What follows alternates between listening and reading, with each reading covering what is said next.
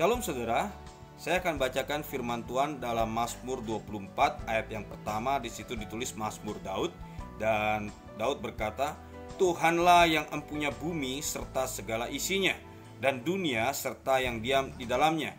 Bumi, planet Earth, planet bumi, itu punya Tuhan beserta segala isinya.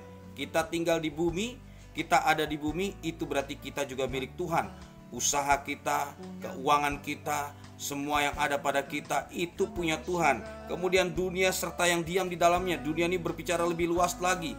Jika bumi dibandingkan dengan planet-planet lain, ada banyak bintang di luar sana. Di sana adalah punyanya Tuhan. Kalau saudara belajar ilmu astronomi, bukan astrologi loh ya. Astrologi itu zodiak, tetapi kalau astronomi ini ilmu tentang bintang. Itu di luar sana, selain bumi ada planet-planet lain yang lebih besar. Ada bintang-bintang yang di jagat raya ini yang luas sekali, dan bumi hanya kecil sekali, tidak kelihatan bahkan. Semuanya itu adalah punya Tuhan. Semua itu adalah karya Tuhan, ciptaan Tuhan. Dan Tuhan berkuasa, Dia raja di atas segala raja. Itulah Tuhan yang kita sembah, Jehovah Tsebaot, Allah semesta alam. Nah, saudara yang dikasih dalam Tuhan, kita lihat di sini bahwa Daud sudah menyatakan Tuhan yang empunya bumi serta segala isinya. Tetapi ketika manusia pertama yaitu Adam ditaruh di bumi untuk menguasai bumi, gagal.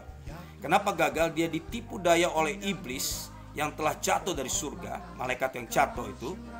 Lalu segala tipu daya itu ada dalam kuasa iblis. Ya memang dia raja penipu ya, raja pembohong, bapak pembohong, itu iblis. Sehingga ketika Yesus sedang dicobai di padang gurun setelah berpuasa 40 hari 40 malam, itu pada pencobaan ketiga Yesus diajak ke gunung yang sangat tinggi, ke atas gunung yang sangat tinggi, dan iblis memperlihatkan seluruh kerajaan yang megah-megah di muka bumi ini kepada Yesus serta berkata, semuanya itu akan kuberikan kalau engkau mau sujud menyembah kepadaku. Tunggu dulu. Di sini iblis tahu banyak tentang kerajaan, tentang bumi ini, tetapi dia tidak tahu yang paling penting, bahwa yang sedang dia coba itu adalah Tuhan Allah itu sendiri. Kenapa dia tidak tahu? Loh, kok Tuhan ditawari? Jelas-jelas Tuhan yang sudah punya semuanya. Iblis hanya merasa dia punya bumi ini, maka dia tawarin itu. Tapi dia tidak tahu bahwa Yesus itu sendiri adalah Tuhan yang memiliki bumi dan alam jagat raya ini semuanya milik Tuhan. Sehingga Yesus akhirnya balas, enyahlah engkau iblis, sebab ada tertulis engkau hanya harus menyembah kepada Tuhan. Apa sih tujuan iblis itu membeberkan semua kekayaan, semua kemegahan kerajaan di muka bumi ini untuk orang menyembah Dia? Nah, inilah yang dikejar oleh manusia, banyak sekali dikejar.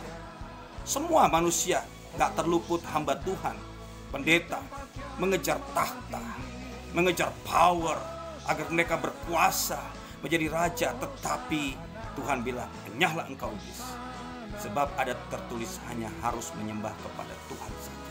Manusia yang sudah dikuasai oleh iblis, dia ada keinginan untuk disembah, untuk ditakuti, untuk dihargai, seperti janji yang diberikan iblis. Nah, kalau kita percaya kepada Tuhan, kita hendaknya tidak tergiur dengan tawaran iblis itu. Karena segala yang ada di muka bumi ini miliknya Tuhan, dan kita harus menyembah kepada Tuhan. Kalaupun Tuhan memberikan kepada kita satu otoritas, itu untuk kemuliaan Tuhan. Dan kita hanya pengerjanya, pekerja Kristus, pengelola apa yang Tuhan telah titipkan, bukan pemilik. Karena segala sesuatu itu miliknya Tuhan. Ya Tuhan punya mula, kebesaran, kejayaan, kehormatan, dan keagungan hanya bagi Tuhan saja.